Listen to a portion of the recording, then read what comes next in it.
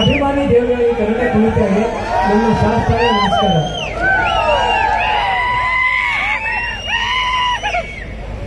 ಕನ್ನಡಕ್ಕೆ ಒಂದು ರೂಪ ಕೊಟ್ಟಿದ್ದು ರಾಜಣ್ಣ, ಈ ಸಮಾರಂಭಕ್ಕೆ ಒಂದು ರೂಪ ಕೊಟ್ಟಿದ್ದು ರೂಪೇಶ್ ರಾಜಣ್ಣ.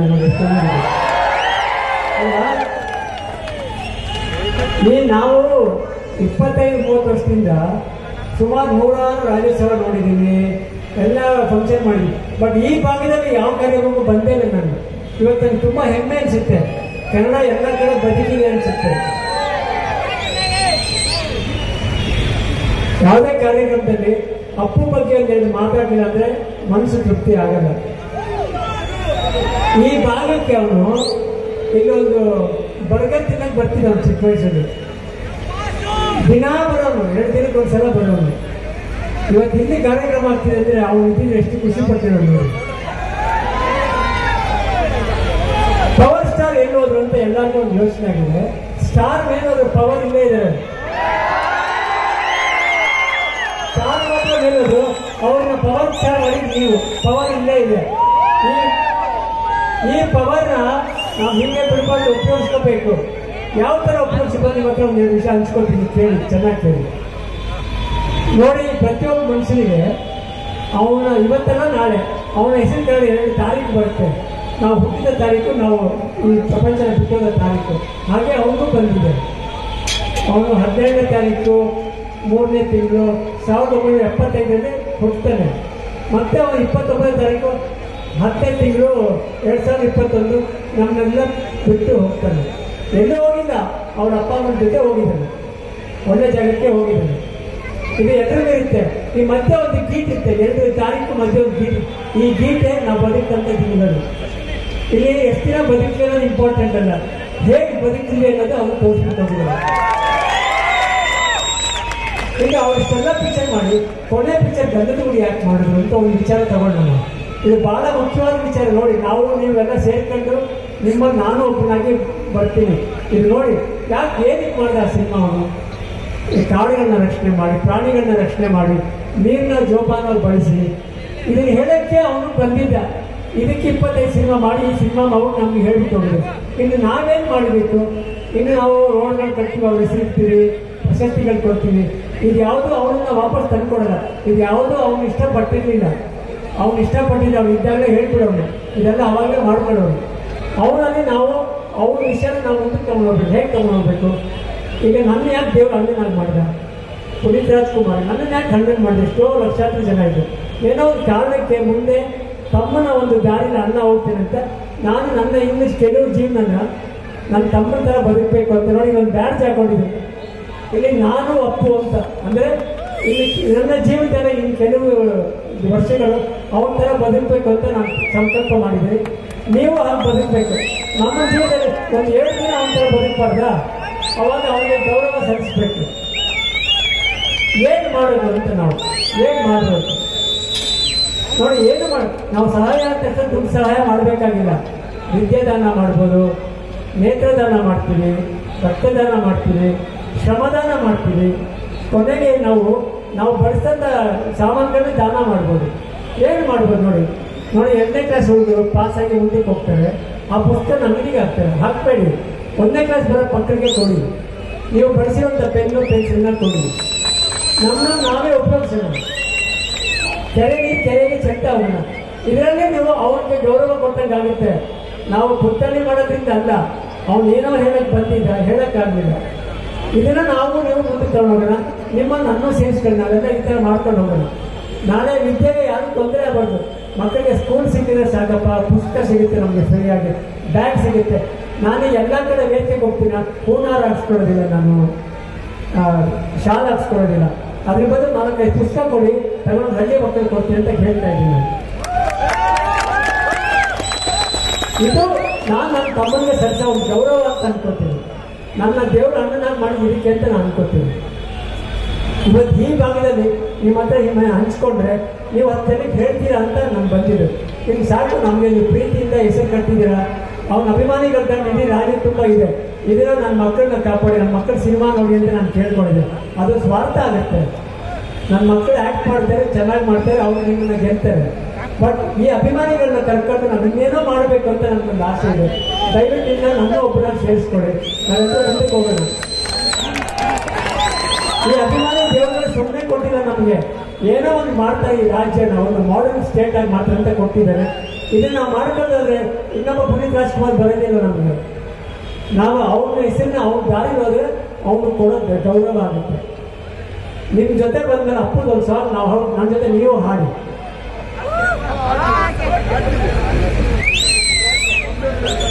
ಭಕ್ತಿಯಿಂದ ಹಾಡಿನ ಪೂಜೆ ಇದು ಅವ್ರಿಗೆ ಹೋಗಿ ಮುಟ್ಬೇಕು, ಆ ಥರ ಹಾಡು ಹಾಕಿ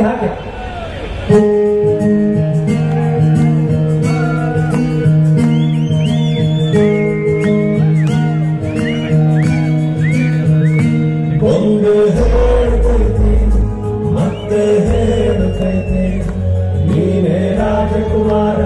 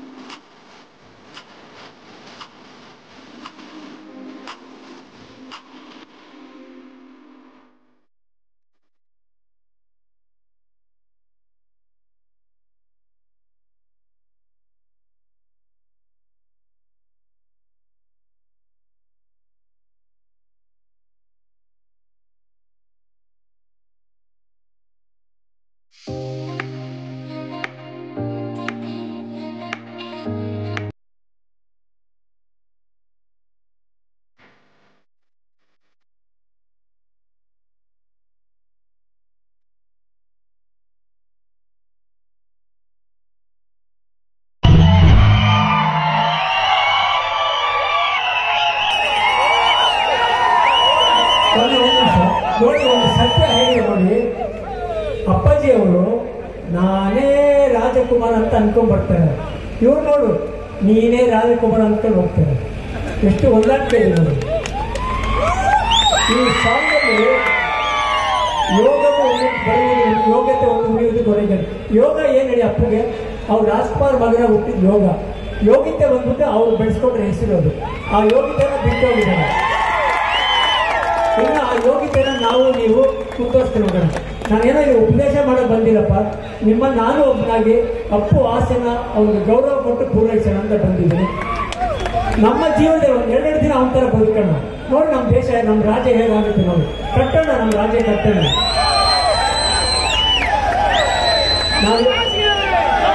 ನಾವೆಲ್ಲರೂ ಅಪ್ಪು ಆಗ್ಬೋದು. ಒಂದು 2 ದಿನ ಅಪ್ಪು ಆಗೋಣ.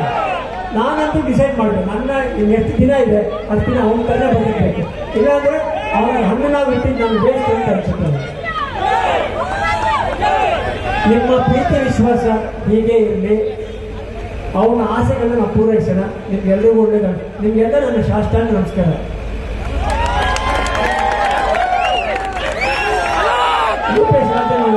ನೀವು ಇಂಥ ಒಂದು ಕಾರ್ಯಕ್ರಮ ನನಗೆ ಅಭಿಮಾನಿಗಳ ದರ್ಶನ ಮಾಡೋಕ್ಕೆ ನೀವು ಮಾಡಿಕೊಟ್ಟಿದ್ದೀರಾ.